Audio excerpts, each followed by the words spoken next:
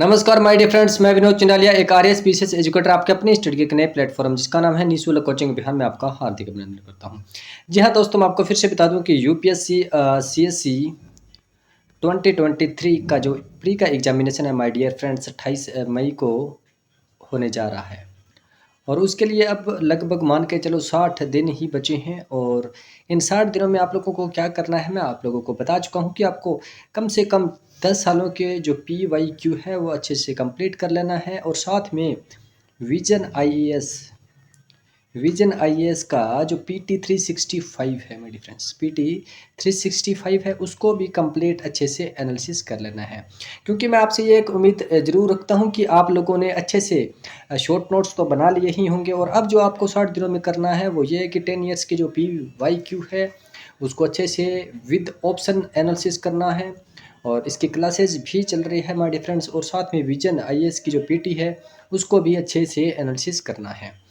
और साथ में बता दूं कि कोशिश करो कि 30 से 35 जो है मॉक टेस्ट भी लगाओ my dear friends IAS pre के, ताकि जो आपकी है वो तैयारी जो है बूस्ट हो सके। तो चलिए आज फिर से मैं बता दूं कि इन्वायरमेंट के अपने 2013, 2014 और 2015 के जितने भी पीवाईक्यू है वो अपनी कंप्लीट कर चुके हैं। आज हम 2016 के जो पीवाईक्यू है एनवायरनमेंट के वो करने जा रहे हैं माय फ्रेंड्स। उससे पहले अपने 54 जो पीवाईक्यू कंप्लीट कर चुके हैं एनवायरनमेंट के, आज अपने 55 से शुरू करते हैं।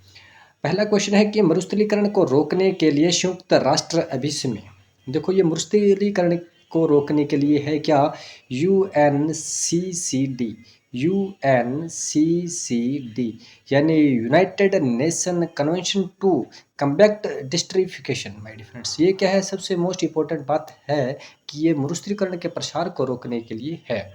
अब देखो जिस प्रकार से आप लोग जानते हो कि पृथ्वी सम्मेलन जो कि रियो डी जनेरियो ब्राज़ील में हुआ था 1992 में, उसके बाद के अंदर ही ये सारे के सारे जो भी है यूएनसीसी, मान लो यूएनएफसीसी, चाहे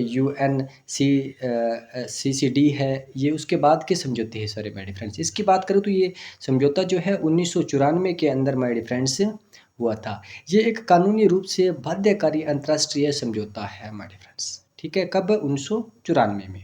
अगर कभी पूछा जाए तो इस समझौते को यानी यूएनसीसीडी कब लागू किया गया, तो 1994 माय डियर फ्रेंड्स। और इसकी घोषणा जो है कब से, 1992 जो रियो डी जेनेरियो में पश्चिमी सम्मेलन हुआ था उसके अकॉर्डिंग ही की गई है।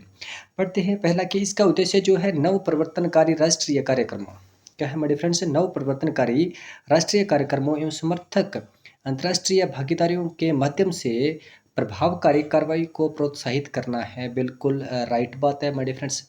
नेक्स्ट हम बात करते हैं क्या यह विशिष्ट रूप से दक्षिण एशिया, उत्तरी अफ्रीका के क्षेत्रों पर केंद्रित है तथा इसका सचिवालय जो है इस क्षेत्रों को वित्तीय संसाधनों के बड़े हिस्से का नियत सुलभ करवाता है। ये माय डियर फ्रेंड्स जो बात है गलत है, क्योंकि ये दक्षिण एशिया उत्तरी अफ्रीका में ही नहीं, ये लगभग जो है एशिया और अफ्रीका के अंदर और कहीं न कहीं जो आप जानते हैं कि जो जहाँ पर मरुस्थलीकरण जो ज़्यादातर देखने को मिलता है वहाँ पर संपूर्ण जो क्षेत्र में है ये यूएनओ द्वारा यानी प्रस्तावित है। ये जो बात है रॉन्ग हो जाएगी मेरे फ्रेंड्स। नेक्स्ट हम बात करते हैं, ये मरुस्थलीकरण को रोकने में स्थानीय लोगों को की भागीदारी को प्रोत्साहित करने हेतु ऊर्ध्वगामी उपागम यानी बॉटम अप अप्रोच के लिए प्रतिबद्ध है। बिल्कुल राइट बात है मेरे फ्रेंड्स, यानी 1 और 3 जो अपनी राइट बात हो जाती है हमारे फ्रेंड्स। चलिए चलते हैं नेक्स्ट क्वेश्चन की ओर। इससे पहले इसकी जो कुछ खास बातें हैं वो अपने पढ़ लेते हैं।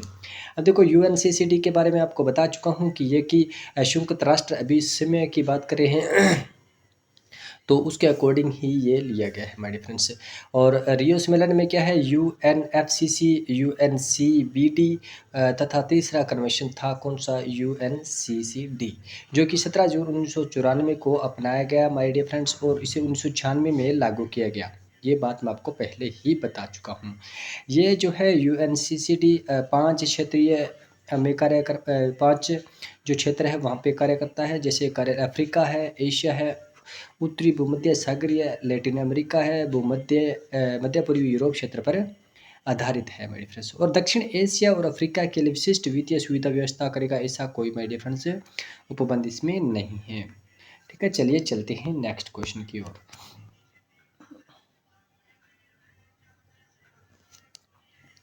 नेक्स्ट हम बात करते हैं कि भारत के निम्नलिखित क्षेत्र में ग्रेट इंडियन हॉर्नबिल के अपने प्राकृतिक आवास में पाए जाने की सबसे अधिक जो है संभावना माय डियर फ्रेंड्स कहाँ पर रहती है। तो देखो उत्तर पश्चिमी भारत के रेतीले प्रदेश में बिल्कुल नहीं बात है। देखो ये बात ग्रेट इंडियन हॉर्नबिल की अगर मैं बात करूँ तो ये लगभग जहाँ पर 200 सेमी तक वर्षा होती है वहाँ पर ये माय डियर फ्रेंड्स पाए जाते हैं। और सबसे बड़ी बात ये कि जो है ये पश्चिमी घाट पर, ठीक है, और पश्चिमी घाट, पूर्वी घाट के जो क्षेत्र है वहाँ पर पाए जाते हैं। और इसे जो है माय डियर फ्रेंड्स इसे क्या है जंगल का किसान भी कहा जाता है। जंगल का किसान क्यों कहा जाता है माय डियर फ्रेंड्स? क्योंकि ये जो है बीजों का जो यानी बीज यानी जंगल के अंदर बीज फेंकना का काम जो है ये लगभग इस प्रकार से ग्रेट इंडियन जो हॉर्नबिल है वो करता है। ठीक है माय डियर फ्रेंड्स, ये बातें आप अच्छे से नोट कर लेना। और दूसरी बात ये बता दूं कि ग्रेट इंडियन हॉर्नबिल जो है ये केरल, देखो सबसे नीचे क्या आ जाएगा, केरल आ जाएगा, और इधर ऊपर वाली साइड में उत्तर पूर्वी में क्या आ जाएगा my dear friends, Arunachal Pradesh. Arunachal Pradesh का ये क्या है माय डियर फ्रेंड्स, राज्य पक्षी है। क्या है माय डियर फ्रेंड्स, राज्य पक्षी है। ये बात अच्छे से नोट कर लेना, ठीक है। और आपने ये भी सुना होगा क्या, हॉर्नबिल महोत्सव। क्या माय डियर फ्रेंड्स, हॉर्नबिल महोत्सव भी बनाया जाता है। कहाँ पर बनाया जाता है माय डियर फ्रेंड्स, ये नागालैंड में बनाया जाता है। कहाँ पे, नागालैंड में बनाया जाता है। यह है ग्रेट इंडियन हॉर्नबिल की कुछ खास बातें। तो मैं आपको बता चुका हूँ इसके अकॉर्डिंग ना तो उत्तर पश्चिमी रेतीले मैदान में पाया जाएगा और न ही जम्मू कश्मीर में और पश्चिमी गुजरात के लवण कच्छ क्षेत्र में भी नहीं, ये पश्चिमी घाट में माय डियर फ्रेंड्स जो है बनाया मतलब पाया जाता है। ठीक है माय डियर फ्रेंड्स, इसके बारे में कुछ और अच्छी सी बातें हैं वो भी अपने नोट कर लेते हैं। मैं आपको बता चुका हूँ कि तो चलिए चलते हैं, कुछ ग्रेट इंडियन हॉर्नबिल के बारे में आपको बता चुका हूँ। इसकी जो IUCN के अकॉर्डिंग कंडीशन जो है क्या है, वनरेबल है। और वहीं मैं आपको बता चुका हूँ कि पश्चिमी घाट में पाया जाता है, उत्तर पूर्वी भारत में पाया जाता है, और केरल और अरुणाचल प्रदेश की जो जो ये बातें हैं वो मैं आपको बता चुका हूँ। चलिए चलते हैं नेक्स्ट क्वेश्चन की ओर। देखो नेक्स्ट क्वेश्चन क्या करता है कि निम्नलिखित में से कौन सी देखो निम्नलिखित में से कौन सी राष्ट्रीय गंगा नदी बेसिन प्राधिकरण यानी NGRBA की प्रमुख विशेषता है। ठीक है, देखो यह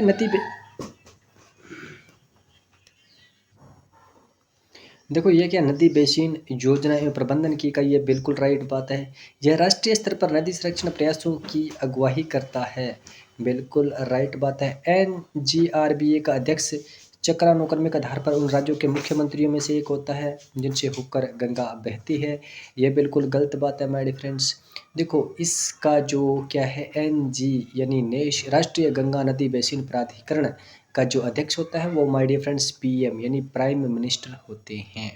ठीक है, अब गंगा नदी मान लो यूपी में से होकर बहती है तो कहीं ना कहीं अब योगी जी ऐसे थोड़ी कहेंगे भी योगी जी मेरे राज्य से होकर गुजरती है तो इसका अध्यक्ष मैं हूँगा, ये बात नहीं है माय डियर फ्रेंड्स। गंगा नदी बेसिन जो प्राधिकरण है उसका अध्यक्ष जो है कौन होता है माय डियर फ्रेंड्स, PM साहब होते हैं। और इसकी मैं सबसे बड़ी बात आपको बता दूँ कि ये 2009 में क्या माय डियर फ्रेंड्स 2009 में इसकी जो स्थापना की गई थी। और इसी टाइम में ही 2009 में इस गंगा नदी में जो गंगा डॉल्फिन है, क्या है माय डियर फ्रेंड्स, गंगा की जो है डॉल्फिन है उसे राष्ट्रीय जल पशु का दर्जा भी दिया गया है। किसको, गंगा डॉल्फिन को। ये छोटी छोटी बातें हैं माय डियर फ्रेंड्स, आपको अच्छे से याद होनी बहुत ही ज़रूरी है। चलिए चलते हैं नेक्स्ट क्वेश्चन की ओर।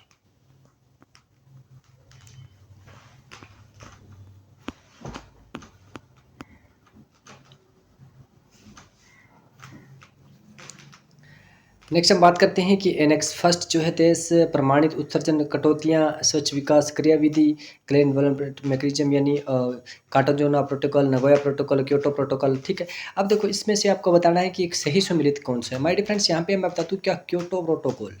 ठीक है, अब देखो सभी के बारे में मैं आपको बता देता हूँ, कार्टागोना प्रोटोकॉल क्या है, नगोया प्रोटोकॉल क्या है, और क्योटोजन जो है माय डियर फ्रेंड्स प्रोटोकॉल क्या है। देखो कार्टागोना प्रोटोकॉल की अगर हम बात करें तो क्या है, CBD यानी कन्वेंशंस ऑफ बायोडाइवर्सिटी।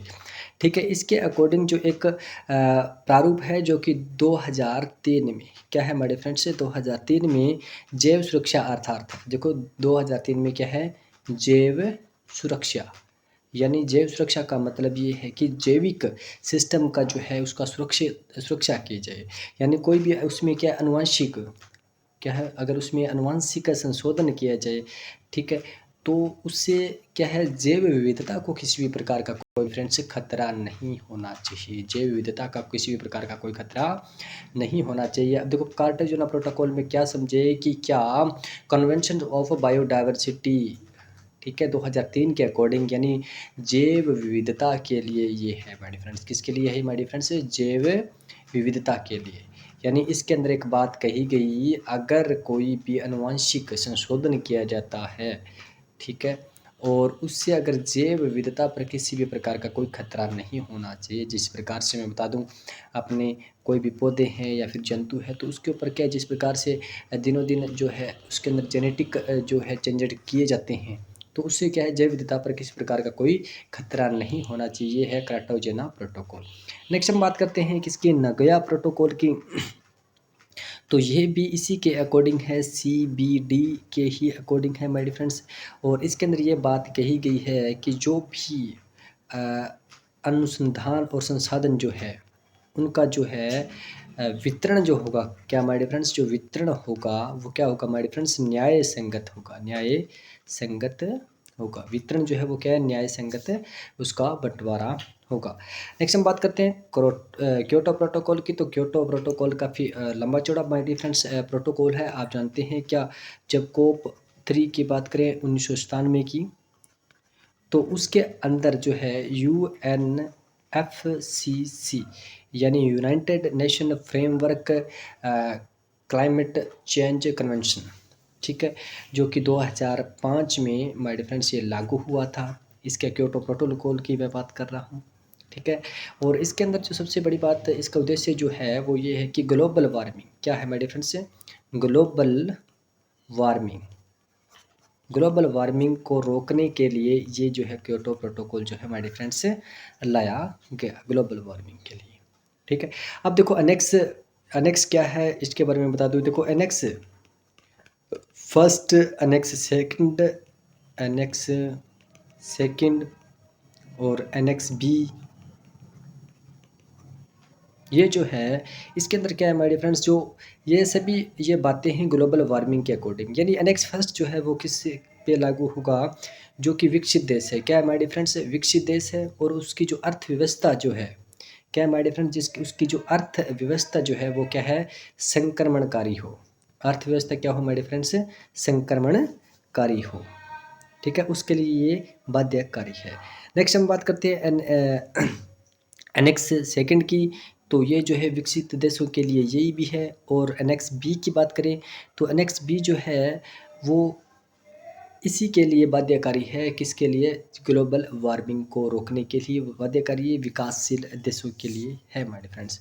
नेक्स्ट हम बात करते हैं किसकी, CDM की, यानी क्लीन डेवलपमेंट मैकेनिज्म की बात करें तो ये एक लचीला बाजार तंत्र है माय डियर फ्रेंड्स। इसे संबंधित है किससे, क्योटो प्रोटोकॉल से। क्या है, स्वच्छ विकास क्रियाविधि जो है इसे ही क्योटो प्रोटोकॉल से संबंधित है माय डियर फ्रेंड्स, ठीक है।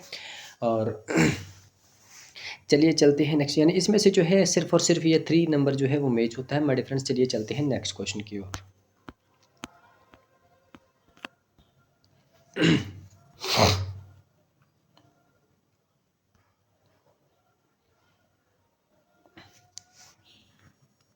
नेक्स्ट हम बात करते हैं कि निम्नलिखित में से कौन से भारत सरकार के हरित भारत मिशन यानी ग्रीन इंडिया मिशन के उद्देश्य को सर्वोत्तम रूप से वर्णित करते हैं। ठीक है मेरे फ्रेंड्स, देखो ग्रीन इंडिया की मैं बात करूं तो सबसे पहले आपको ये जानना जरूरी है कि जलवायु परिवर्तन पर राष्ट्रीय कार्य योजना, क्या मेरे फ्रेंड्स, NAPCC यानी क्या, जलवायु परिवर्तन पर राष्ट्रीय कार्य योजना के तहत जो 7 मिशन थे हमारे फ्रेंड्स, उसका जो 8 मिशन थे हमारे फ्रेंड्स, सॉरी जो 8 मिशन थे उसका एक मिशन ये भी है क्या, हरित भारत मिशन यानी ग्रीन इंडिया मिशन।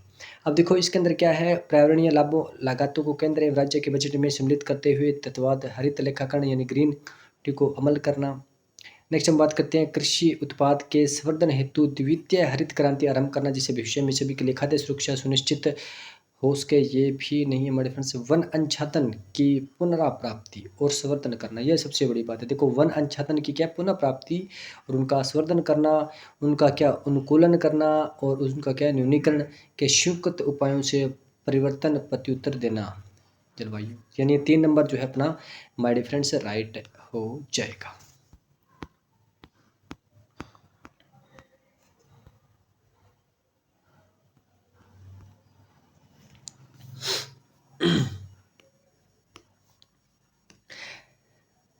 नेक्स्ट हम बात करते हैं भारत में पाई जाने वाली नस्ल खराई ऊंट के बारे में अनूठा क्या है। देखो खराई ऊंट की बात आ जाए तो एक थोड़ी सी बात याद रखना, खराई खराई से यानी थोड़ा सा खारा नाम जो वर्ड है वो याद कर लेना। खारा यानी एक ऐसा क्षेत्र जहाँ पर क्या है माय डियर फ्रेंड्स यानी समुद्री यानी खारा जल हो माय डियर फ्रेंड्स, खारा जल हो। ठीक है, तो अब ये कहाँ पे पाए जाते हैं, तो माय डियर फ्रेंड्स ये समुद्र जल के लगभग 3-4 किलोमीटर एरिए के अंदर अंदर पाए जाते हैं, जहाँ पर क्या माय डियर फ्रेंड्स मैंग्रोव वनस्पति भी पाई जाती है और उन मैंग्रोव वनस्पति को खाकर ये टाइम पास करते हैं कौन, खराई ऊँट। देखो यह समुद्र तल समुद्र जल में 3 किलोमीटर तक तैरने में सक्षम होते हैं, बिल्कुल राइट बात है। यह मैंग्रोव की चराई पर जीता है, यह भी बिल्कुल राइट बात है। यह जंगली होता है और पालतू नहीं होता माय डियर फ्रेंड्स, ये क्या है, पालतू होता है। ऊँट देखो आपने हमेशा देखे कि ऊँट हमेशा क्या होते हैं, पालतू ही होते हैं। तीसरा जो अपना रॉन्ग हो जाएगा। और ये खराई ऊँट कहाँ पे, जो कच्छ का रण है माय डियर फ्रेंड्स, कच्छ का रण जो क्षेत्र है यानी गुजरात का जो कच्छ का रण क्षेत्र है वहाँ पर जो है ये पाए जाते हैं। ठीक है माय डियर फ्रेंड्स, ये अच्छे से नोट कर लेना। चलिए चलते हैं नेक्स्ट क्वेश्चन की ओर। नेक्स्ट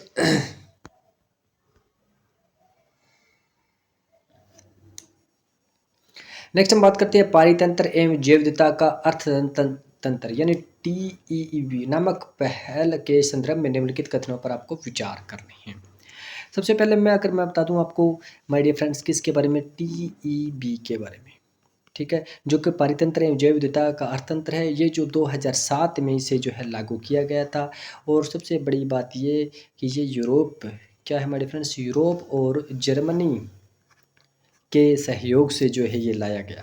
ठीक है, यूरोप और जर्मनी का इस पर अधिकार है, जो कि जैव विविधता के लिए ही है। किसके लिए माय डियर फ्रेंड्स, जैव विविधता के लिए एक अर्थतंत्र है जो किसका, यूरोप और जर्मनी के लिए द्वारा जो है लाई किया है। जो इसको दिशा निर्देश कौन करता है माय डियर फ्रेंड्स, यूरोप और जर्मनी इसको दिशा निर्देश करता है। कब, 2007 में से लाया गया। चलिए चलते इसमें क्या लिखा है, यह एक पहल है जिसकी मेजबानी जो है UNEP IMF और विश्व आर्थिक मंच करता है। बिल्कुल गलत बात है, इसको मैं बता चुका हूँ किसमें, यूरोप और जर्मनी करते हैं। यह एक विश्वव्यापी पहल है जो जैव विविधता के आर्थिक लाभों के प्रति ध्यान आकर्षित करने पर केंद्रित करते हैं।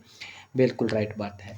एक ऐसा उपागम प्रस्तुत करते हैं जो पारितंत्र और जैव विविधता के मूल्य की पहचान और निर्देशन और अभिग्रहण की धारणा की सहायता करता है। बिल्कुल राइट बात है। देखो इस प्रकार के क्वेश्चन आ जाए तो सबसे बड़ी बात यह है कि ये जो जिस प्रकार से इसने पूछ रखा है क्या TEB, ठीक है, सबसे पहले ये कि ये किसके अधीन है क्षेत्र।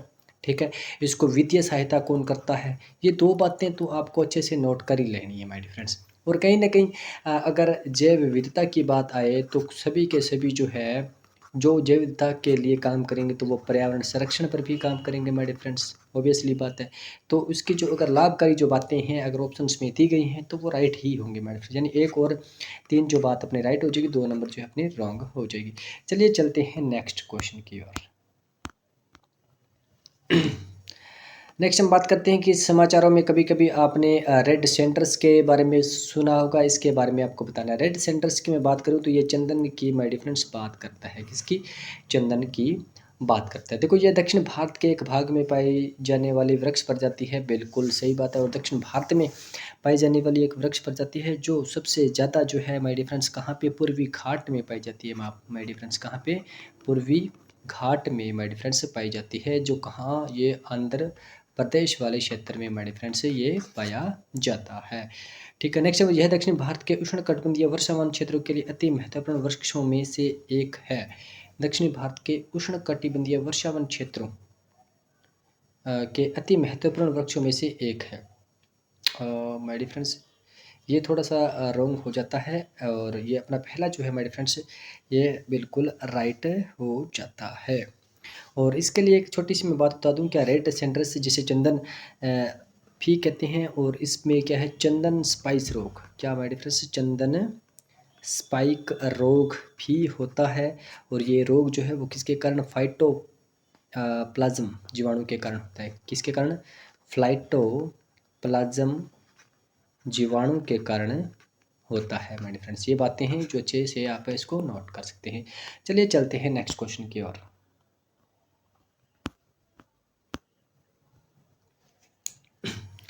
नेक्स्ट हम बात करते हैं कि निम्नलिखित कथनों पर विचार कीजिए। यूएनआरईडीडी प्रोग्राम की समुचित अभिकल्पना और प्रभावी कार्यान्वयन महत्वपूर्ण योगदान को माय डियर फ्रेंड्स आपको समझाना है। अगर मैं बात करूं किसकी, यूएनआरईडीडी, ठीक है, प्लस की बात हो रही है। ठीक है, यह जो क्या विकासशील देशों में सबसे मोस्ट इम्पोर्टेंट बात है, ये जो है किसका एक वित्तीयकारी संस्था है, यानी इसको वित्त कौन पोषित करता है, ये करता है यूएनएफसीसी। यानी इसका एक ये एक भाग है, प्रभाग है, जो क्या है, जो विकासशील है, यानी इसका एक ये बड़ा अंग है और इसका छोटा अंग ये कौन सा है, यूएनआरईडीडी है। ठीक है, अब देखो इन डी और इस डी का सबसे बड़ी बात यह है कि वनोन्मूलन, ठीक है, और वन शरण, ठीक है, ये दो बातें याद कर लेना।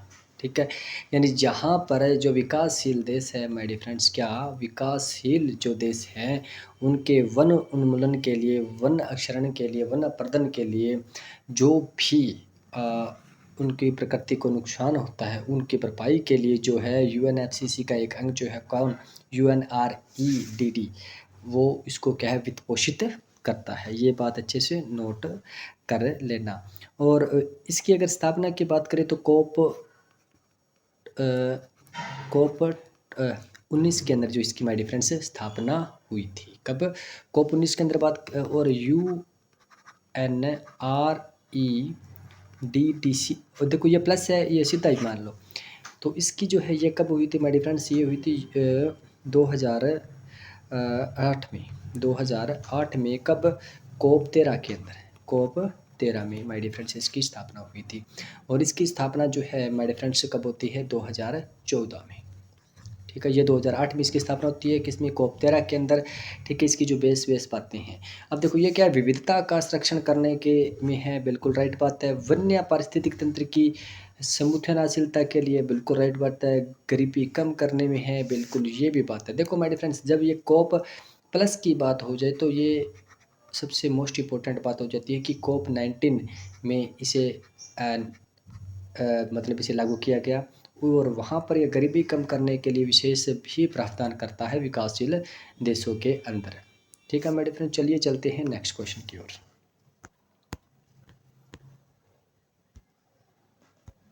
नेक्स्ट हम बात करते हैं ग्रीन हाउस गैस प्रोटोकॉल की।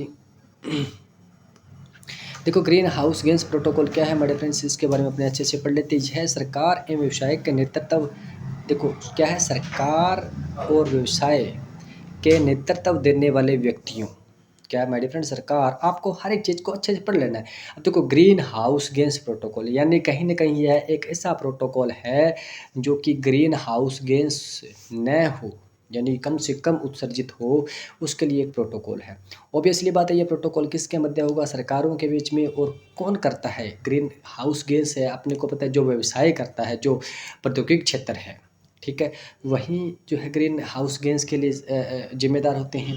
तो ये सरकार एवं व्यवसाय के नेतृत्व वाले व्यक्तियों के लिए ग्रीन हाउस गैस उत्सर्जन को समझने और परिमाण को निर्धारित करने और प्रबंधन हेतु एक अंतर्राष्ट्रीय लेखागण साधन है।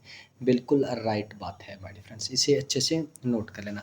अब देखो इसके बारे में मैं थोड़ी सी बात आपको और बता देता हूँ कि ग्रीन हाउस गैस प्रोटोकॉल की बात करें तो ये ग्रीन हाउस गैस जो प्रोटोकॉल है वो WRI, क्या माय डियर फ्रेंड्स, WRI यानी वर्ल्ड रिसोर्स इंस्टीट्यूट। क्या?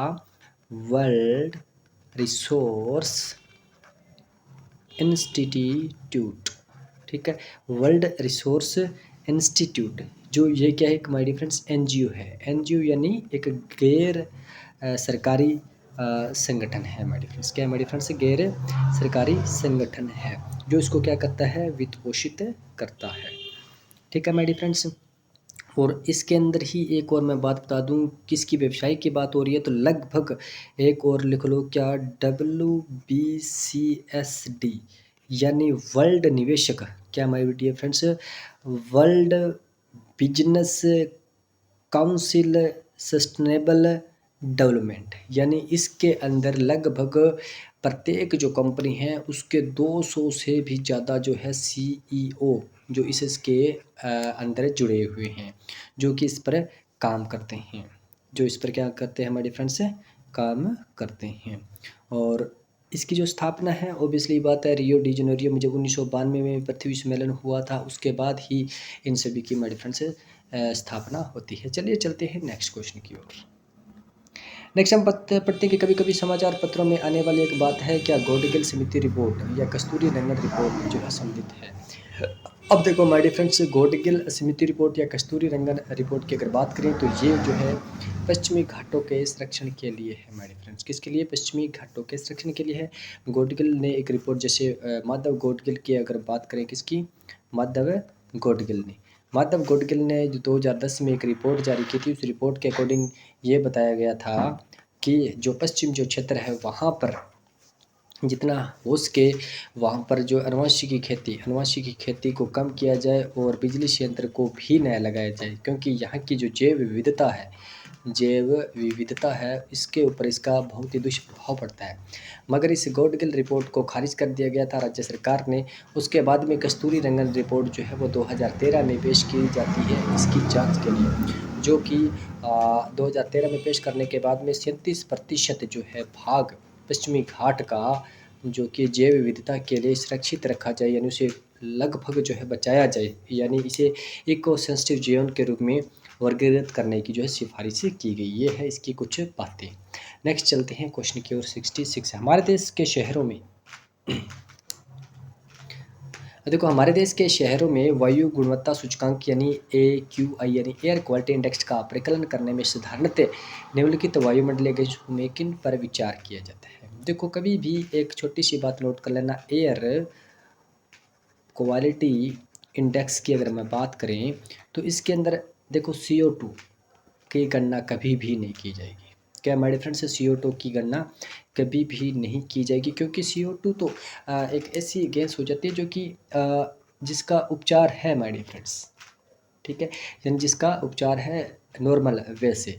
तो इस एयर क्वालिटी इंडेक्स के अंदर CO2 और मीथेन को भी नहीं जोड़ा जाएगा। इसके अंदर कौन कौन सी गैसें जोड़ी जाएगी, वो जो सल्फर के जो भी ऑक्साइड होंगे, नाइट्रोजन के जो भी ऑक्साइड होंगे, PM10 को जोड़ा जाएगा, PM2.5 को जोड़ा जाएगा, ठीक है माय डियर फ्रेंड्स, और कार्बन मोनोऑक्साइड को माय डियर फ्रेंड्स जोड़ा जाएगा। ये जो कुछ एक बातें हैं वो आपको अच्छे से इसके अंदर नोट कर लेनी है। PB जो लेड है उसको भी माय डियर फ्रेंड्स इसके अंदर देखा जाता है। और एयर क्वालिटी इंडेक्स इस जांच को सबसे बता दूं कि 2014 में इसको शुरू किया गया था। तो चलिए इसके अंदर ऑप्शंस में क्या आ जाएंगे हमारे डिफरेंट्स, कार्बन डाइऑक्साइड जो है नहीं आएगा और मीथेन नहीं आएगा, यानी 2, 3, 4 जो है इसके अंदर अपना राइट आंसर हो जाएगा। चलिए चलते हैं नेक्स्ट क्वेश्चन की ओर। नेक्स्ट है कि हाल ही में हमारे देश में पहली बार निम्नलिखित राज्यों में से किसने एक विशेष तितली को राज्य तितली के रूप में घोषित किया गया है। तो हम बात करते हैं किसकी, महाराष्ट्र में जो है वो क्या तितली को क्या राज्य तितली के रूप में हमारे फ्रेंड्स से घोषित किया है। चलिए चलते हैं नेक्स्ट क्वेश्चन की ओर। हाँ, चलिए चलते हैं नेक्स्ट क्वेश्चन की ओर। नेक्स्ट क्वेश्चन क्या है, अब देखो सबसे पहले मैं आपको बता दूं कि यहाँ पे जो महाराष्ट्र की कौन सी तितली है हमारे फ्रेंड्स, ब्लू मॉर्मन तितली। क्या है? ब्लू मॉर्मन तितली, जो कि है बर्ड विंग के आकार से थोड़ी सी एक बड़ी तितली है हमारे फ्रेंड्स। और देश में पाई जाने वाली कुल तितलियों का कितना 15% तक जो है तितलियाँ महाराष्ट्र में पाई जाती है। चलिए चलते हैं नेक्स्ट क्वेश्चन की और नेक्स्ट क्वेश्चन क्या है अपना कि वर्ष 2015 में पेरिस में, देखो वर्ष 2015 में पेरिस में यूएनएफसीसी बैठक में हुए समझौते के संदर्भ में निम्नलिखित कथनों पर आपको विचार करना है। इस समझौते पे यूएन के सभी सदस्य देशों ने हस्ताक्षर किए और यह वर्ष 2017 में लागू हुआ था। ये बात जो है माय डियर फ्रेंड्स 2016 में लागू हुआ था COP21। ठीक है, ये बात यहाँ पे एक और बता दूँ कि 2016 के अंदर माय डियर फ्रेंड्स इस पे हस्ताक्षर होते हैं और ये लागू जो होता है नवंबर 2016 के अंदर ये लागू होता है।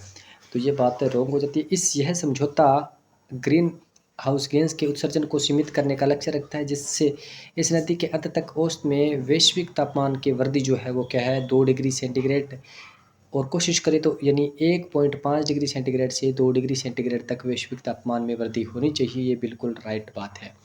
विकसित देशों ने वैश्विक तापमान में अपनी ऐतिहासिक जिम्मेदारी को स्वीकारा और जलवायु परिवर्तन का सामना करने के लिए विकासशील देशों की सहायता के लिए 2020 में प्रति वर्ष $1000 अरब डॉलर न देकर $100 अरब देने की जो है प्रतिबद्धता जताई है। तो ये विकल्प हो जाएगा, यानी 2 है वो अपना राइट आंसर हो जाएगा। चलिए चलते हैं नेक्स्ट क्वेश्चन की ओर। तो इस प्रकार से माय डियर फ्रेंड्स अपने जो है क्वेश्चन जो और COP27 के बारे में थोड़ी सी मैं बात आपको बता देता हूँ कि COP27 जो है कब हुआ था 7 से 18 नवंबर। कब माय डियर फ्रेंड्स 7 से 18 नवंबर तो जो 2022 में मिस्र में कहाँ पे हुआ था माय डियर फ्रेंड्स, मिस्र के शर्म अल शेख, क्या शर्म अल शेख में हुआ था माय डियर फ्रेंड्स। ये बात अच्छे से नोट कर लेना। और इसके तहत क्या है कमज़ोर जो देश है, क्या है कमज़ोर देशों को लॉस एंड डैमेज, ये बात अच्छे से नोट कर लेना, क्या लॉस एंड डैमेज के तहत उनको वित्तीय राशि या वित्त पोषण देने की बात कही गई है। फिर से बता दूं कि यूपीएससी के जो इन्वायरमेंट के प्री क्वेश्चन है यूपीएससी प्री में आए हुए हैं 2013, 14, 15 और 16 के अपने कंप्लीट कर चुके हैं। 2017 की जो है नेक्स्ट वीडियो में कंप्लीट कर लिए जाएंगे। Thanks for watching my dear friends. और आपसे उम्मीद करता हूं जो भी स्टूडेंट यूपीएससी की तैयारी कर रहा है उन तक ये वीडियो आप ज़रूर शेयर करेंगे।